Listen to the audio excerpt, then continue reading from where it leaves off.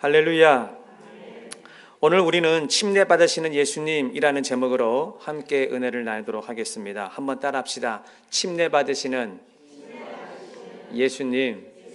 다시 한번 믿음으로 고백합시다. 침례 받으시는 예수님. 사랑하는 성도 여러분, 예수님이 침례를 받는 것에 대해서 여러분들은 어떻게 생각을 하십니까? 뭔가 조금 이상하다고 생각하지 않으십니까? 저만 그런 생각을 가지고 있는 건가요? 예수님이 침례를 받는다는 것을 많은 사람들은 그거 당연한 것 아니야? 이렇게 생각하는 분들이 계세요. 그렇지 않습니다. 예수님이 왜 침례를 받아야 되는 것이죠? 예수님은 죄가 없는 분이시잖아요. 그러니까 우리가 알고 믿는 것처럼 예수님은 하나님이라고 하지 않습니까? 그런데 그 예수님이 침례를 받는다. 왜 침례를 받아야 되는지 이런 생각을 우리는 한번 해봐야 되는 것입니다. 그렇다면 두 번째로 침례를 받는 것이 성경에서는 언제부터 시작이 되었을까요?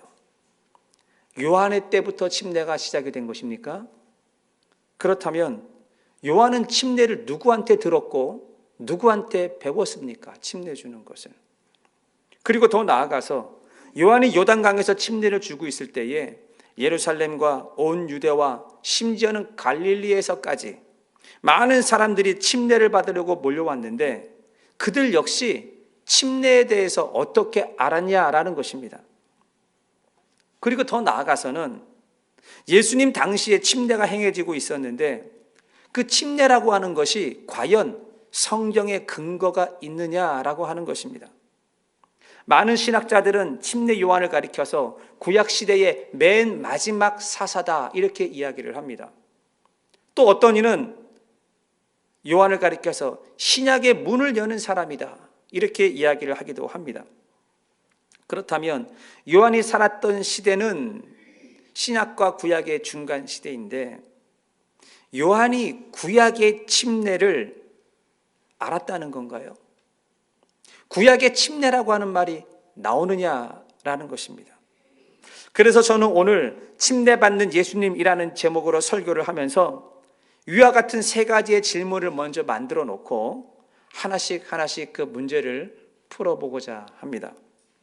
자, 그렇다면 우리는 침례받는 예수님에 대해서 이야기를 하기 전에 먼저 침례 요한에 대해서 언급을 하지 않을 수가 없습니다. 왜냐하면 예수님을 이야기하려면 반드시 침례 요한을 이야기를 해야 돼요. 왜요? 예수님이 침례 요한에게 침례를 받았기 때문에 요한을 빼뜨릴 수가 없는 것입니다. 자, 그러면 요한이 사람들에게 침례를 주는 배경에 대해서 우리가 알고 있어야 예수님이 왜 침례를 받았는지 그리고 그 침례가 나에게 어떤 의미가 있는지 알게 되는 것입니다. 자, 그렇다면 한번 보십시다. 요한이 과연 어떻게 해서 사람들에게 침례를 주고 있었을까요? 사랑하는 성도 여러분, 성경은 꾸며낸 이야기가 아닙니다. 성경은 동화도 아닙니다. 성경은 항상 역사를 배경으로 하고 있는 사실이라는 걸 믿으시기를 바랍니다. 그래서 침례 요한이라고 하는 사람도 꾸며낸 상상 속의 인물이 아니고 실제 역사 속에서 우리와 같이 살아갔던 한 인간이었다라는 것이죠. 침례 요한은 1세기에 팔레스타인 지역에서 살았던 사람입니다. 여러분들도 학창시절에 세계사 시간에 공부를 다 해보셨겠지만 1세기 말쯤에 팔레스타인 지역은 정치적으로 매우 혼란한 시기였습니다. 여러분 세계사를 공부할 때 페르시아 제국이라는 말을 들어보셨을 거예요. 그 엄청난 페르시아 제국이 알렉산더 대왕이 일어나면서 페르시아가 망해버렸어요. 알렉산더는 지중해 연안에 있는 모든 나라들을 다 통틀어서 헬라 제국을 건설을 했습니다. 그런데 이 막강한 헬라 제국이 알렉산더가 33세에 갑자기 급사를 하지 않습니까? 그러니까 나라가 깨지기 시작을 했어요. 알렉산더 대왕이 데리고 있던 장군이 4명이 있었는데 그 장수들이 각자 자신의 관할했던 영토들을 나누어 갖기 시작을 했습니다. 지금의 이집트, 성경에서는 애굽이라고 이야기를 합니다. 여러분 머릿속에서 한번 그림을 그려서 잘 따라와 보시기 바랍니다. 그 애굽 지역, 이집트 지역을 중심으로 해서 알렉산더 대왕의 장수였던 한 사람이 프톨레미라고 하는 사람이 있었는데, 이 프톨레미가 애굽을 중심으로 프톨레미 왕조를 세웠습니다. 그리고 북쪽으로 쭉 올라가면은 시리아, 이란, 조금 더 북쪽으로는 터키 지역까지 셀루커스라고 하는 사람이 셀루커스 왕조를 또 하나 세웠습니다. 그리고 서쪽으로 가게 되면은 그리스, 불가리아, 이탈리아, 이런 유럽 지역을 통틀어서 카산더라고 하는 사람이 카산더 왕조를 세웠습니다. 그리고 나머지 영역을 니지아커스라고 하는 사람이 자신의 왕국을 세웠습니다. 이렇게 알렉산더가 죽고 나자 헬라 제국의 영토는 4개로 나눠지게 되었습니다.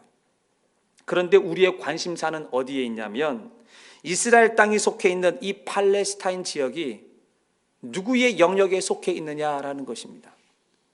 애굽 지역을 맡았던 프톨레미하고 북쪽의 시리아와 이란 지역을 맡고 있던 셀루코스 왕조하고 서로 이 가운데 끼어 있는 이 팔레스타인 지역을 차지하려고 둘 다 으르렁거리고 있었습니다. 그러니 이스라엘 입장에서는 가운데 끼어서 상당히 정치적으로나 경제적으로나 혼란한 시기를 보내고 있었습니다. 그러던 중에 북쪽 지역을 관할하고 있는 시리아와 이란 지역에 세워진 셀루코스 왕조가 엄청난 힘을 키웠습니다. 그리고 팔레스타인을 힘으로 지배하기 시작했습니다. 바로 그때 셀루코스의 왕이 에피파네스 4세라고 하는 사람이었습니다. 여러분, 이 에피파네스 4세는요, 이 팔레스타인 지역을 지배하면서 유대인들을 말살시키려고 마음을 먹었어요. 그래서 유대인들의 종교를 없애버리고 그들의 정체성을 말살시키기 위해서 헬라 문화하고 유대인들의 이스라엘 문화하고 완전히 섞어버리려고 하는 정책을 폈습니다.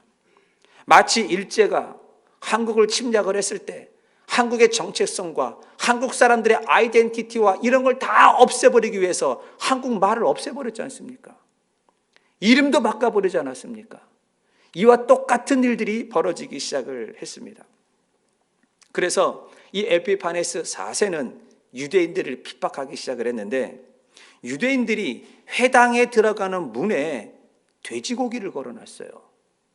정육점에 가면은 돼지고기 걸려있듯이 돼지를 잡아서 그 시뻘건 고기를 이렇게 줄에 묶어서 들어오는 성전 입구에 주렁주렁 매달아 놓은 거예요.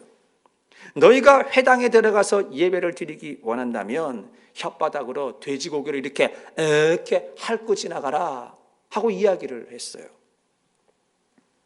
그뿐이 아닙니다. 그들이 섬기는 신전에 제우스 신상을 갖다 놨어요. 예배를 드리는데 옆에 신상을 멋지게 세워서 갖다 놓고 예배를 드리라는 것입니다. 그리고 유대인들은 할례를 받아야 되는데 할례를 받지 못하게 했어요. 모세의 율법에는 돼지는 부정한 짐승이고 혐오스러운 짐승이다라고 나와 있어요. 바로 이 사람이 세계사에서 등장하는 안티오쿠스 에피파네스 4세입니다. 이 사람 역시도 꾸며낸 사람이 아니라 역사에 실제적으로 존재하는 인물이라는 것입니다. 우리는 헬라 사상을 헬레니즘이라고 학교에서 배웠습니다. 유대 사상을 헤브라이즘이라고 학교에서 배웠습니다. 그런데 이 헬레니즘과 이 헤브라이즘의 이 문화적인 대충돌의 격동기가 일어나는 바로 그 시기에 침례 요한이 살고 있었고, 바로 그 시기에 예수님이 탄생을 하신 것입니다. 이런 시대적인 배경 가운데 유대인들은 안으로 자연스럽게 종교적인 당파들이 만들어지기 시작을 했습니다. 그 첫 번째가 여러분 들어보셨을 거예요. 사두개인이라고 하는 사람들입니다. 여러분 신약 성경을 읽다 보면 사두개인 이런 얘기들이 많이 나옵니다. 이 사두개인이 어떤 사람들이냐면 현실 타협주의자들입니다. 지금 시대가 변화가 있고 지금 대세가 누구한테 흘러가느냐라는 것입니다. 헬라가 기울어가고 있고 로마가 뜨고 있으니까 우리는 로마와 손을 잡아야 된다, 이렇게 주장하는 사람들입니다. 그래서 항상 서구와 로마를 따라가야 된다, 이렇게 말을 했어요. 그것이 우리 유대교가 사는 길이다라고 이야기를 한 것이죠. 그러니 생각을 해보세요. 이런 사두개파 사람들은 당연히 로마의 빌부터 살기 때문에 로마로부터 중요한 공직, 자리를 얻게 되는 거예요. 권력을 얻게 되니까 거기에 따라오는 것이 돈과 명예가 따라오기 시작을 했습니다. 그러니까 이들은 유대인이면서도 귀족 중심의 신앙생활을 하고 있었어요. 그러니까 이들이 주장하는 것은 뭐냐? 부활이 없다라고 믿었습니다. 왠지 아세요? 지금이 천국이잖아요. 권력이 있죠. 돈이 있죠. 명예가 있죠. 근데 부활하면 어쩌자는 겁니까? 그러니까 이들은 부활을 믿지 않는 사람인데 우리가 이런 백그라운드를 알고 성경을 읽어야 돼요.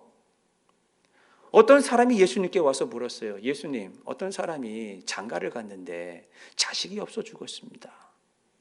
그래서 다시 그 둘째가 형수에게 들어가서 형수랑 결혼해서 사는데 이 둘째도 자식이 없어 죽었습니다.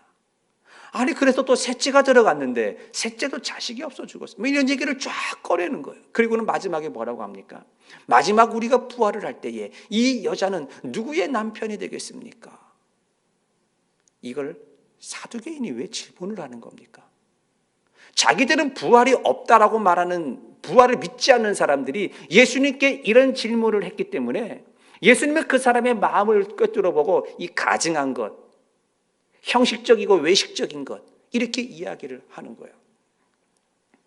이런 사두개인의 배경을 알고 있어야 되고, 또 하나 바리새파 사람인데 이 바리새파 사람들은 사두개파 사람들하고 정반대의 주장을 하는 사람들이었습니다. 이 바리새파 사람들은 로마 따라가면 안 돼. 세속적으로 가서는 안 된다는 거예요. 우리는 우리의 신앙과 우리의 믿음을 잘 지켜야 된다는 것이죠. 그러니까 그들이 자연스럽게 강조하게 된 것은 이 경건한 삶을 강조하게 되었습니다. 세상 따라가지 말고 우리 경건하게 살자. 그러니까 이들은 이 경건을 또 강조하다 보니까 율법주의에 빠지게 되었고, 이 율법을 너무나 강조하다 보니까 형식주의에 빠지게 된 것입니다. 백성들이 힘들고 어려우면은요, 율법을 강조해요. 참아. 힘들어? 인내해. 왜요? 부활이 있으니까. 그래서 이 바리새파 사람들은 이 부활을 강조하는 사람들이었어요. 그래서 성경에 보게 되면 이 바리새파와 사두개파 사람들이 자주 등장을 합니다. 우리가 이런 백그라운드를 알고 바리새파 사람들이 예수님께 하는 말과 사두개파 사람들이 예수님께 하는 말을 보게 되면 그 말 속에 무슨 의도가 숨겨져 있는지 우리가 보게 되는 것이죠. 이 두 당파 사람들은 서로 견해가 다르기 때문에 도저히 하나가 될 수 없는 사람임에도 불구하고 이들은 예수를 죽이는 일에는 마음이 하나가 되는 희한한 모습을 보게 됩니다. 그러니까 예수님께서 얼마만큼 억울한 죽음을 죽었는지 우리는 알게 되는 것이죠. 그런데 또 하나의 당파가 더 있습니다. 이 당파는 성경에 나오지 않아요. 사두개파, 바리새파, 서기관, 율법교사, 이런 사람들은 많이 나오지만 혹시 여러분 들어보셨어요? 에세네파라고. 이 에세네파는 성경에 안 나오지만 이 사람들이 어떤 사람이냐면 친로마적인 사람도 아니고 반로마적인 사람도 아니에요. 그저 우리는 이 꼴도 보기 싫고 저 꼴도 보기 싫고 그냥 우리는 오로지 하나님 말씀, 이렇게 마음을 먹은 사람들이었어요. 그러니까 세상에서 도저히 살아갈 수가 없는 것이죠. 세상에서 살면 세상의 영향을 받을 수밖에 없기 때문에 우리는 하나님 말씀 하나 지키기 위해서는 우리는 이 세상에 속해 있는 사회 공동체를 떠나가야 한다는 거예요. 그리고 이들이 어디로 들어가게 됐냐면 광야로 들어가서 광야에서 집단 생활을 하는 사람들이 에세네파 사람들이었어요. 자, 그러면 제가 왜 이 에세네파 사람들에 대해서 이야기를 하냐면 침례 요한 때문에 그렇습니다. 우리가 알고 있는 침례 요한이 바로 에세네파 사람이라고 이야기를 합니다. 마태복음 3장 4절에 보시면 이 요한은 낙타털 옷을 입고 허리에 가죽띠를 띠고 음식은 메뚜기와 석청이었다라고 합니다. 에세네파 사람들은 공동체로 모여서 금욕 생활을 하기 때문에 결혼도 하지 않았습니다. 먹는 것도 굉장히 검소하게 먹었습니다. 오늘 본문을 보시게 되면 그들은 낙타 털옷을 입고 허리에 허리띠를 가죽띠를 띠게 되고 음식은 메뚜기와 석청을 먹었다라고 합니다. 이들은 어쩌다가 한 달에 한 번씩 음식을 구하기 위해서 아니면 볼 일이 있어서 시내나 시장으로 물건을 사러 나갔다 들어올 때가 되면 그들은 반드시 물로 몸을 씻었다라고 합니다. 왜냐하면 세상에 더러운 곳이기 때문에 세상에 나갔다 들어오게 되면 그 세상의 더러운 영향력이 내 몸에 묻었다라고 생각을 하는 거예요. 그래서 장을 보고 온다든지 볼일을 보고 온다든지 그러면 꼭 광야로 들어오기 전에 물로 몸을 씻었는데 이러한 사람들이 에세네파 사람이었다라는 것입니다. 그러니까 이 요한이라고 하는 사람은 자연스럽게 누가 가르쳐줘서가 아니라 이 침례라고 하는 것을 알고 있었고 침례에 대해서 익숙한 사람이었습니다. 자, 그렇다면 이 침례라고 하는 것이 과연 성경적이냐라는 것입니다. 요한이 살고 있던 1세기에는 종교가 유대교만 있었던 것은 아닙니다. 이방에 수많은 다른 종교들도 있었고 고대의 대부분의 다른 종교들에서도 이 죄를 씻기 위해서 물을 사용하고 있는 모습을 봅니다. 그런데 타 종교를 믿던 사람이 개종을 해서 유대교 안으로 들어올 때에 유대교 안에서는 이 개종한 사람을 받아들여야 되잖아요. 이 받아들일 때 정결의식을 취했는데 이 정결의식을 취하는 것이 물로 몸을 씻는 행위였습니다. 이것은 레위기에 나와 있는 모세의 율법을 근거로 하고 있습니다. 모세의 율법을 보게 되면 사람이 시체를 만지거나 부지 중에 유출병이 있는 사람과 접촉을 하거나 몸이 부정해졌을 때에 이 정결의식을 취해야 됩니다. 여기서 말하는 정결의식이라고 하는 것은 물로 몸을 씻는 것을 말하는 것이죠. 그래서 그래서 제사장에게 나가서 자신의 몸을 보이고 그리고 물로 몸을 씻고 제사장이 확인을 해주면 그때 정결하게 되는 것입니다. 그뿐이 아니죠. 성막의 제사법을 보더라도 성막 안에는 여러 가지 기물들이 있는데 성막에 들어가려면 문을 열고 처음에 딱 들어가면 첫 번째 있는 것이 무엇입니까? 번제단이에요. 사람들은 자신의 죄를 위해서 짐승을 잡아와서 그 번제단 앞에서 짐승을 죽입니다. 그러면 내 몸에 피가 묻게 돼 있어요.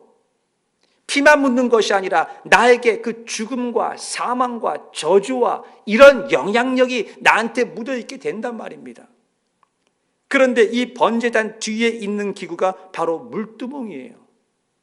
성소 지성소 안으로 들어가기 위해서는 번제단에서 짐승을 죽였으면 반드시 그 뒤에서 물두멍에 가서 물로 내 몸을 씻어야 한다는 것이죠.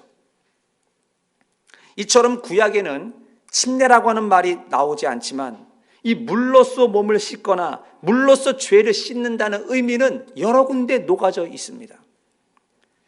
그 한 예로 나아만 장군의 이야기가 있습니다. 아람 나라의 군대 장관이었던 나아만이 문득병에 걸렸는데 마침 그때 전쟁터에서 포로로 잡아왔던 계집종이 있었습니다. 그런데 이 계집종이 나아만에게 이렇게 이야기합니다. 주인님, 우리 고향에 가면 하나님의 선지자가 있는데 그 선지자에게 몸을 보이면 우리 주인님의 병도 고칠 수 있습니다. 이런 얘기를 했습니다.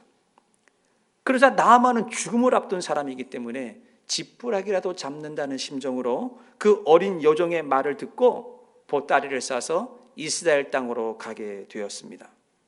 그런데 선지자 엘리사가 나아만 장군이 왔는데도 문 밖에 나오기는커녕 자신의 집에 있는 몸종을 통해서 이렇게 말을 하라고 합니다.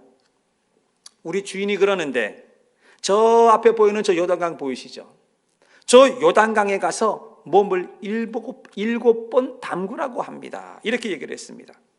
여러분, 이 장면에서도 보듯이 사람이 죄를 짓거나 몸이 부정해졌을 때에 물로 씻는 장면이 나오지 않습니까?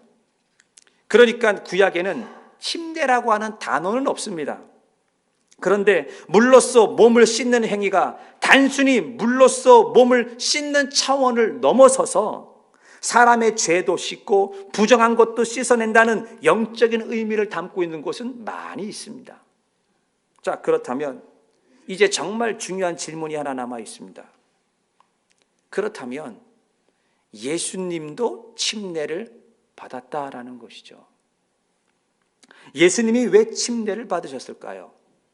그리고 그 예수님이 받았던 그 침례가 나에게 무슨 의미를 주느냐라는 것입니다.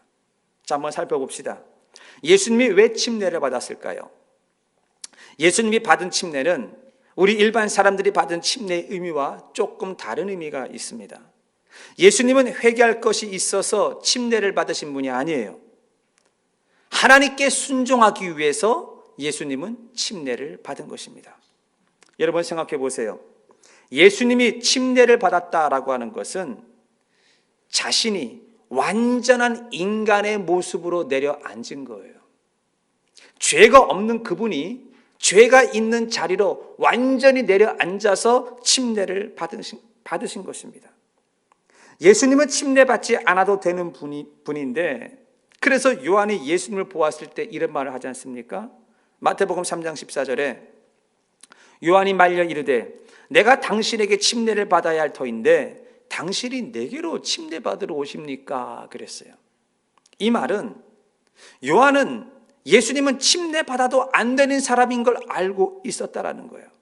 그래서 요한이 이렇게 말합니다.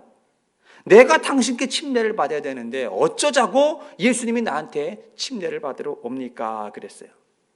자, 이 말에 예수님이 대답을 하죠. 우리는 개역개정 성경을 보고 있는데 현대인의 성경이 조금 더 이해가 쉬워서 이 부분은 제가 현대인의 성경을 보여드리겠습니다. 마태복음 3장 15절에 보시면 현대인의 성경 버전입니다. 예수님이 요한에게 말합니다. 지금은 내 말대로 하자. 이렇게 하는 것이 하나님의 뜻이다. 이렇게 얘기를 했습니다. 지금은 내 말대로 하자라는 게 뭡니까? 내 말이 맞다라는 얘기예요. 나는 침례 받지 않아도 되는데, 그런데 이렇게 하는 것이 하나님의 뜻이랍니다. 다시 말해서 예수님은 회개할 것이 있어서 침례 받은 것이 아니고 하나님의 뜻이기 때문에 예수님은 침례를 받은 것이죠. 예수님이 침례를 받았다는 것은 자신을 완전히 인간의 모습으로 낮추는 모습이었습니다. 죄 없는 그분이 죄 있는 자처럼 낮아진 그 모습이 침례였고, 예수님은 이 침례를 통하여서 이제부터 인간을 구원하시겠다는 세상을 향한 선포를 하신 것입니다. 그래서 예수님이 받으신 침례는 순종의 시작인 것입니다.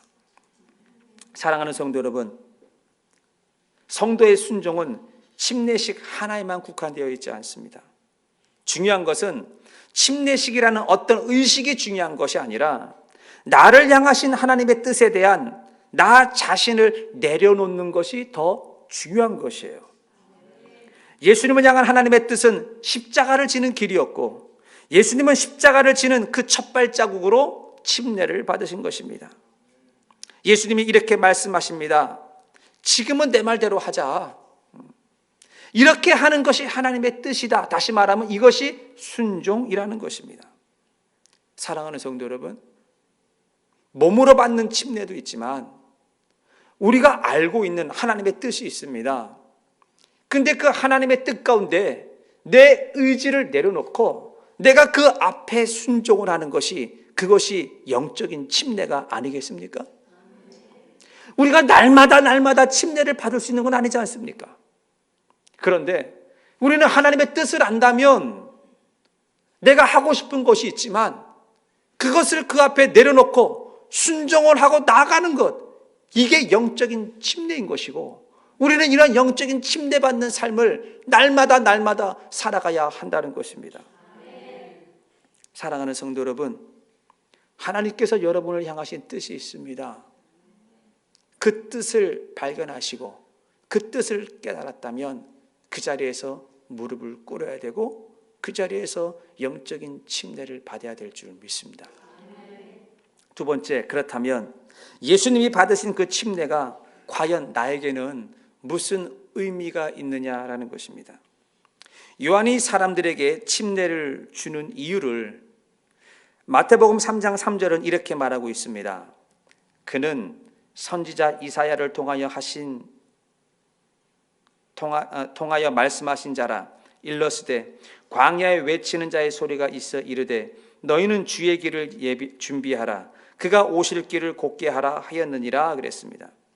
여러분, 요한이 침례를 주는 목적은 주의 길을 준비하기 위해서, 그가 오실 길을 곧게 하기 위해서라고 말했습니다. 그런데 우리가 요한에 대해서 조금 더 자세히 보려면 반드시 구약 성경의 이사야서를 보아야 됩니다.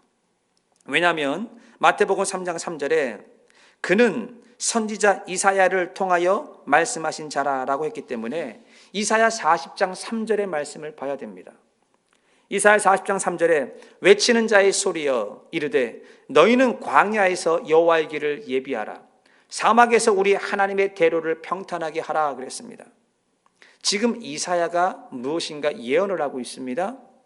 광야에서 외치는 자의 소리가 나타날 것이다 라는 것입니다.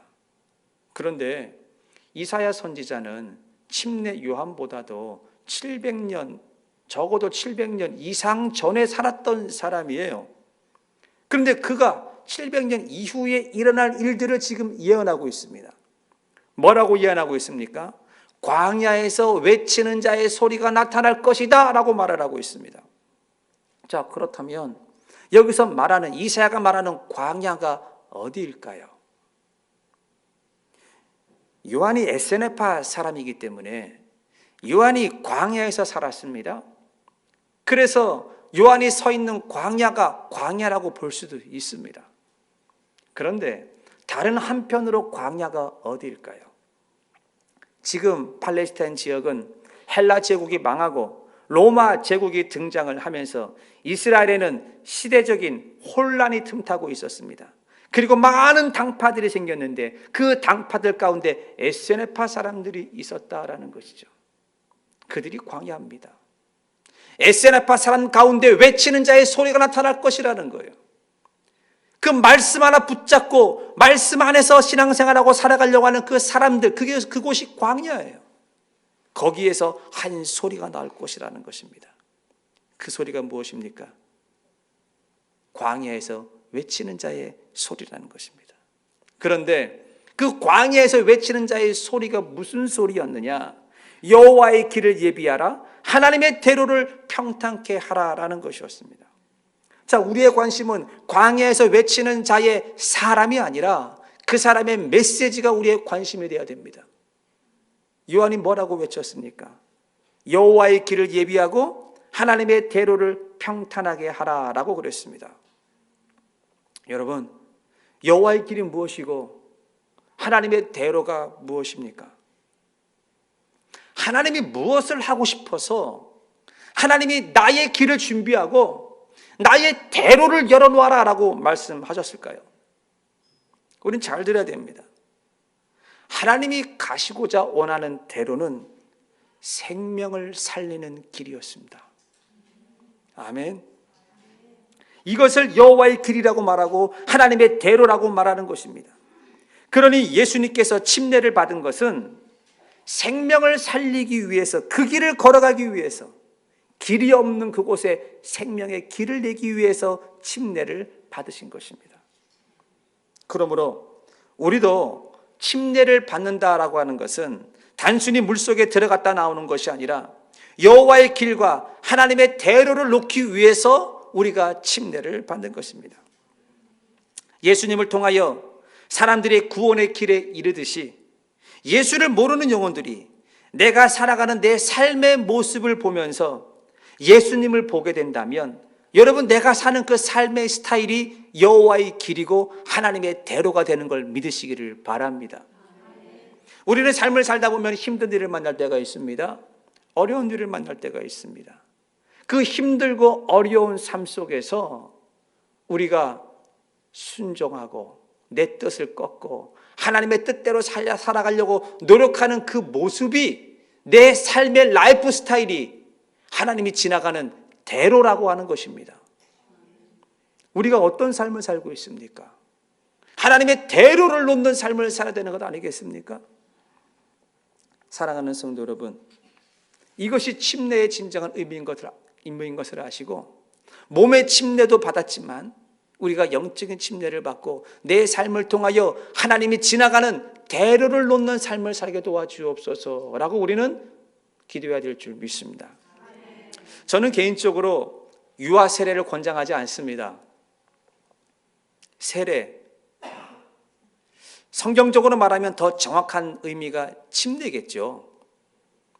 세례가 되었던 침례가 되었던 본인의 의지로 침례를 받는 것이 맞습니다.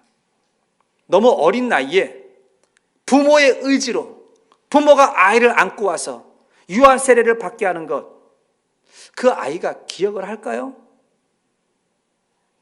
백발백중 기억 못합니다. 물론 그 부모님이 어떠한 마음의 자세로 아이를 안고 와서 유아 세례를 받는지는 충분히 이해가 됩니다. 그 마음은 이해가 되지만 더 중요한 게 있습니다. 신앙은 내가 결정하는 거예요. 신앙은 하나님과 나와의 관계예요. 내가 무슨 어떤 의식이 있고 내가 결단을 하고 내가 하나님 앞에 헌신하는 것이 그게 신앙인 것이지, 우리 집안에 목사님이 몇 명인데 우리 어머니가 우리 아버지가 이런 얘기 하지 마세요. 신앙은 하나님과 나와의 단 둘의 이야기고 그 사이에 끼어 있는 것은 예수 그리스도밖에 없는 거예요. 그 사이에 절대로 아무도 넣어서는 안 되는 것이에요. 그 사이에 누군가를 집어넣잖아요. 이건 제 경험입니다. 그 집어넣은 사람 때문에 실족하더라고요. 하나님하고 나 사이에 나를 전도한 사람, 근데 그 사람 때문에 실족하는 경우를 봤고, 하나님하고 나하고 있는데 어떤 주의 종을 집어넣어서 그 주의 종 때문에 실망해서 교회를 떠나는 사람을 봤어요. 하나님하고 나 사이에 부모님, 그것도 아니에요. 하나님하고 나 사이는 딱 한 분, 누구요? 예수 그리스도 외에는 없는 것이에요. 그러니까 유아 세례를 받든 침례를 받든 우리는 신앙은 내가 스스로 결정하고 내가 스스로 하나님 앞에 무엇인가 인지할 때에 하나님 앞에 나아가는 것입니다. 결론적으로 사랑하는 성도 여러분, 예수님이 왜 침례를 받으셔야 했습니까? 하나님이신 그분이 인간의 죄된 모습으로 낮아지기 위해서, 그리고 하나님의 뜻에 순종하기 위해서 침례를 받으신 분입니다. 그러니 우리가 말씀 안에서 우리가 낮아지고 지금 하나님이 나를 향하신 뜻이 무엇인지를 알고 내 뜻을 꺾고 순종하고 나아간다면 우리는 오늘도 침례를 받고 살아가는 것입니다. 두 번째, 예수님이 침례를 받으신 이유는 여호와의 길과 하나님의 대로를 놓기 위해서 침례를 받았다라고 말씀하셨는데, 누군가 예수를 모르는 영혼이 나를 바라보면서 새 생명으로 가는 길을 알게 되고 예수를 알게 되었다면 내가 살아가는 라이프 삶의 스타일이 하나님이 지나가는 통로라는 것입니다. 내 인생이 하나님이 지나가는 길이 된다라는 것입니다. 사랑하는 성도 여러분, 여러분의 인생 길이 하나님이 지나가시는 그 길이 되기를 주의 이름으로 축원을 드립니다. 문 들어 열리지